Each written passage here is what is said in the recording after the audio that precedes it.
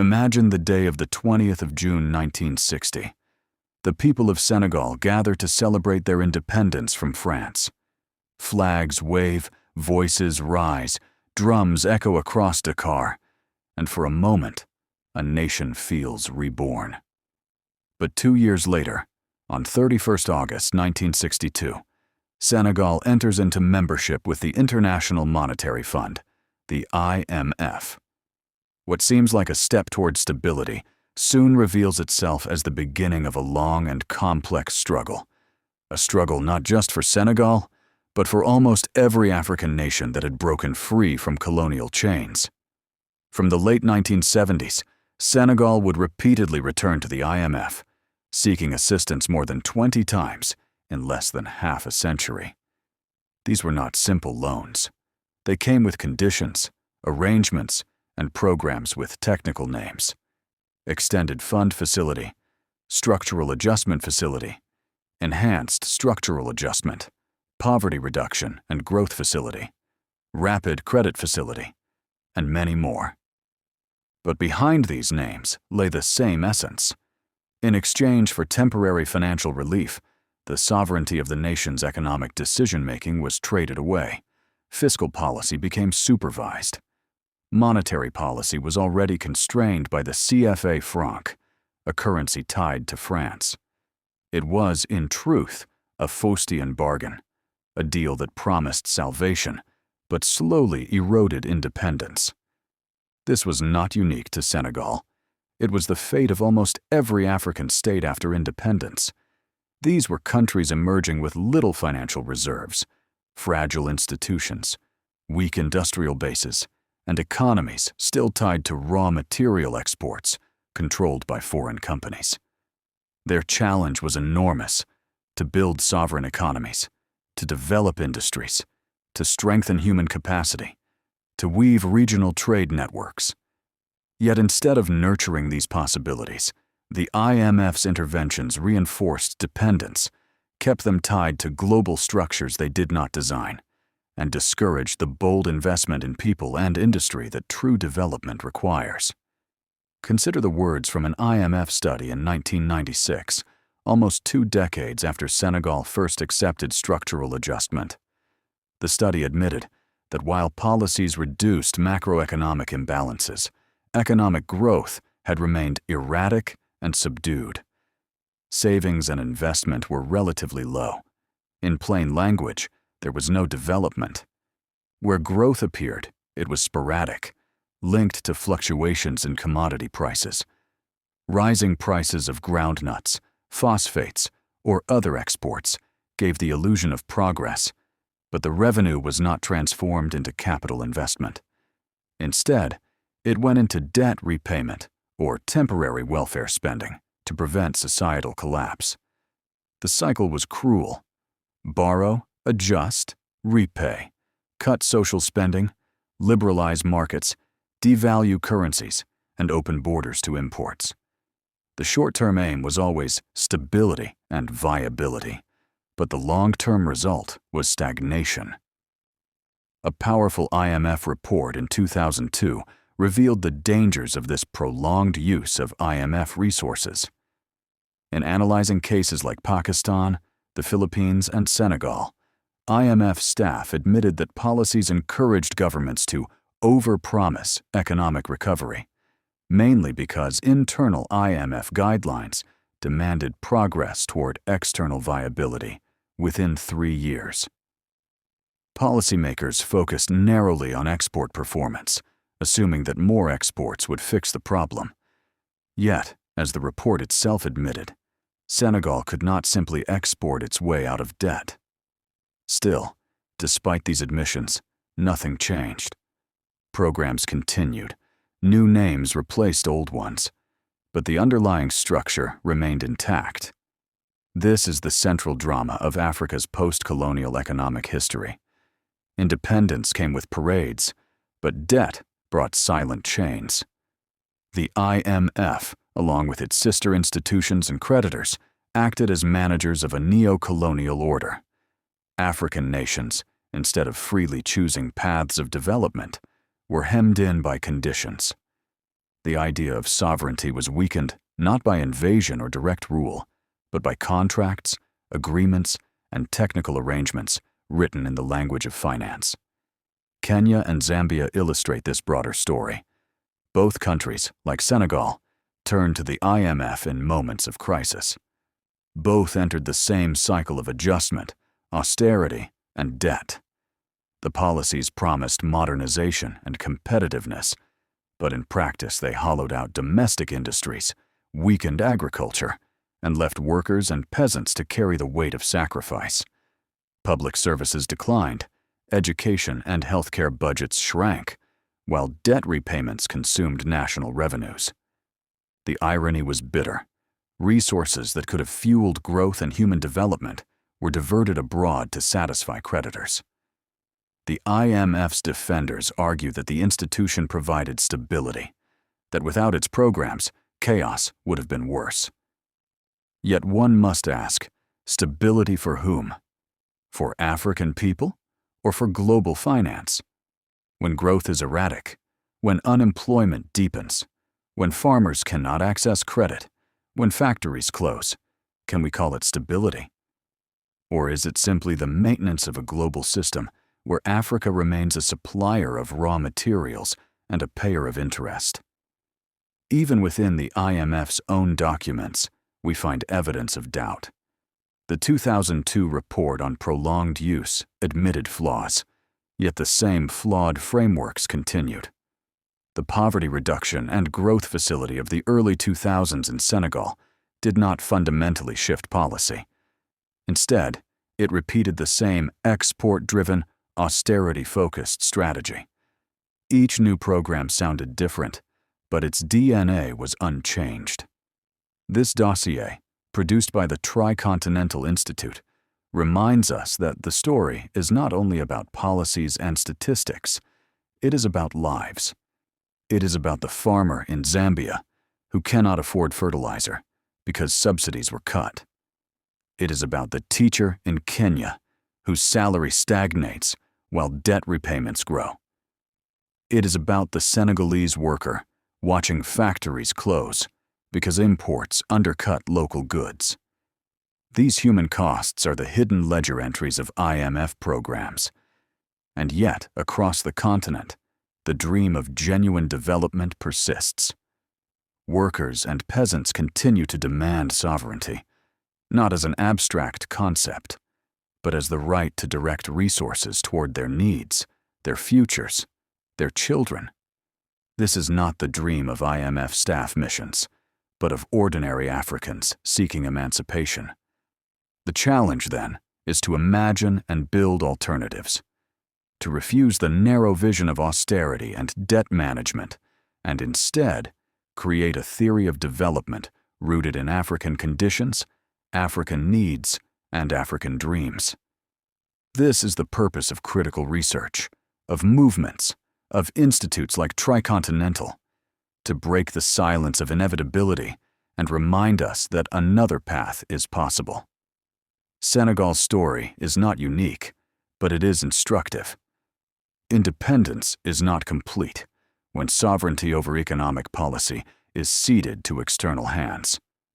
True freedom requires not only political flags and national anthems, but control over finance, agriculture, industry, and trade. Otherwise, the promise of independence remains incomplete, and the Faustian bargain continues to exact its price. As we look at Africa's 54 IMF member states, the question is not whether they can survive under these arrangements. They have survived, but at what cost? The question is whether they can thrive, whether they can move beyond survival to real, people-centered development. That requires breaking with the logic of adjustment, challenging the dominance of global finance, and building institutions that prioritize human dignity over debt service. This is the lesson of Senegal, of Kenya, of Zambia, and of so many others. It is a lesson written in decades of austerity, in the empty factories and crowded classrooms, in the long queues at hospitals with too few doctors. It is a lesson that whispers through the lives of millions. Independence without economic sovereignty is an illusion. And so, the struggle continues. Africans must write their own economics, not copy prescriptions drafted in Washington. They must invest in their people, not in the repayment of endless loans. They must rebuild industries, protect agriculture, and weave stronger regional ties.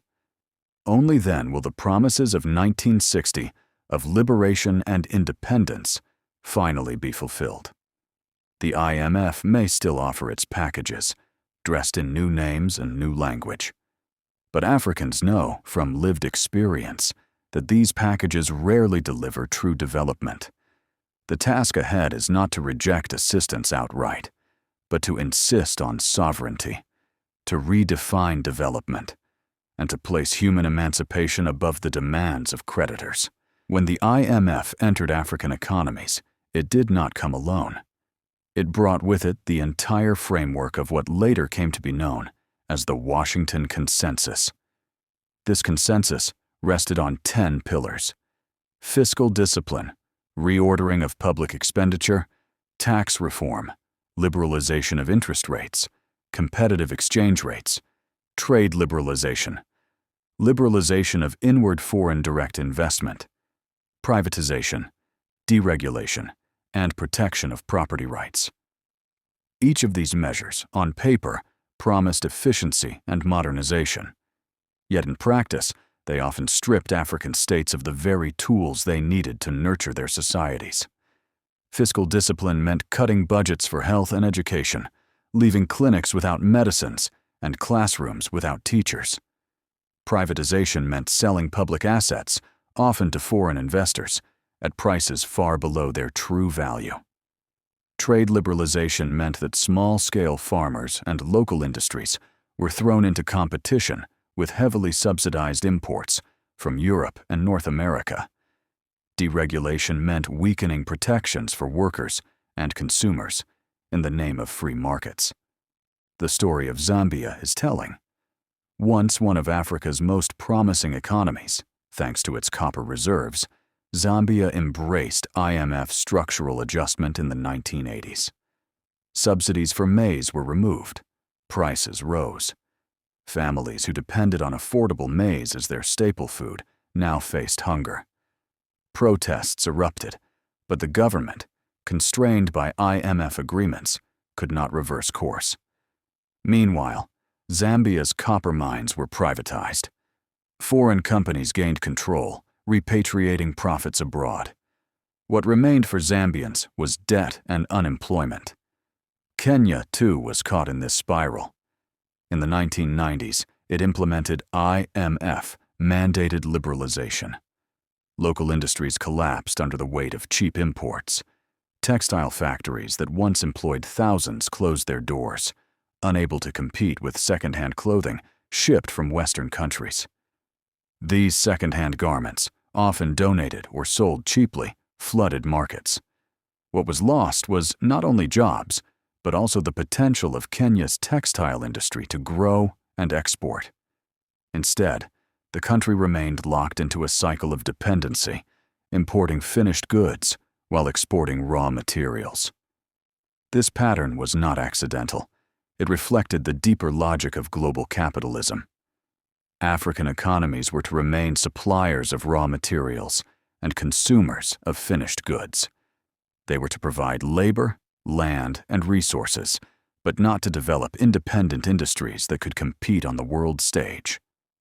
The IMF's role was to manage this system, ensuring that debts were repaid and that global financial flows remained undisturbed. But at what cost to human life? Consider the farmer in northern Senegal who plants groundnuts, once a thriving export. Structural adjustment dismantled support systems. Credit dried up, input subsidies vanished, and prices fluctuated wildly in global markets. The farmer now earns barely enough to feed his family. His children walk miles to overcrowded schools, where teachers are underpaid and textbooks are scarce. His wife, when sick, waits at a clinic with no medicine. These are not statistics. These are the lived experiences of structural adjustment. There have been moments of resistance. Across the continent, people have protested against IMF measures. In 1989, the IMF imposed austerity measures in Nigeria, including increases in fuel prices. The result was massive unrest, strikes, and protests, known as the SAP riots, Structural Adjustment Program riots. In Zambia, Kenya, Ghana, and elsewhere, similar protests erupted. These were not simply about prices. They were about the right to live with dignity, the right to eat, the right to dream of a better future. Yet despite the protests, the IMF remained. Why? Because the global system was structured to make alternatives nearly impossible. African states needed credit to pay off existing debts. Without IMF approval, they could not access international financial markets. It was a trap. To survive, they had to comply, and compliance meant more austerity. But let us not end the story in despair. Across Africa, thinkers, activists, and workers have sought alternatives. They ask, can Africans do economics? Can development be reimagined, not as the pursuit of foreign investment at all costs, but as the building of human capacity, of regional industries, of sovereign trade networks? The answer lies not in copying IMF prescriptions, but in crafting theories rooted in African realities. Imagine a Senegal where groundnut farmers are supported with credit and technology, where cooperatives process peanuts into oil and butter, adding value before export. Imagine a Zambia where copper is not merely exported raw, but used to build industries, factories, and technology sectors. Imagine a Kenya where textile industries thrive, producing garments not just for local use, but for regional and global markets. This vision is not a fantasy. It requires planning, investment, and above all, sovereignty, the ability to decide economic policy without external dictates. Independence was never meant to stop at political flags and national anthems. True independence means economic sovereignty, the power to direct resources to where they are most needed. Until that sovereignty is reclaimed, independence remains incomplete. So, as we reflect on the long history of IMF interventions, we must ask, what kind of future do Africans deserve? Is it a future of endless adjustment, where growth is erratic and dignity is sacrificed for debt repayment? Or is it a future of genuine development, where the dreams of workers and peasants are at the center, not the margins, of policy? The choice is urgent. The IMF will continue to offer its facilities, its credit, its programs, with ever-changing names. But Africans have the power to say no to austerity, to reject dependency, and to build alternatives. That power lies in unity, in vision, in the refusal to accept that poverty and stagnation are inevitable. This is the work of our time. To move beyond the Faustian bargain, to break the chains of neocolonial finance, and to realize the true promise of independence. Africa's story is still being written, and it is in the hands of its people to decide whether the next chapters will be of dependency or emancipation. This is not a dream for tomorrow. It is a necessity for today. And as long as the dream of true independence lives in the hearts of Africans, no amount of adjustment, austerity, or debt can extinguish it.